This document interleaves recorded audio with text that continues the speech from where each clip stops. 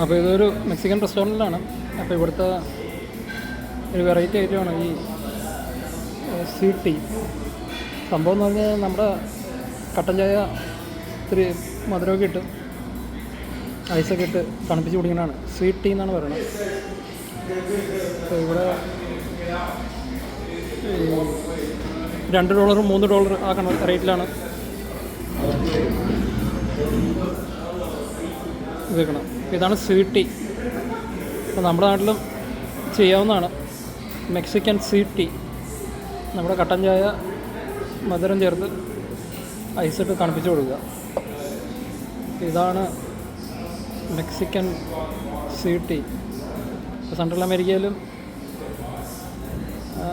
US ചില ഭാഗങ്ങളിലും ഒക്കെ ചെന്ന് കഴിഞ്ഞാൽ കിട്ടുന്ന ബീവറേജാണ്, ഡ്രിങ്കാണ് മെക്സിക്കൻ സ്വീറ്റ് ടീ.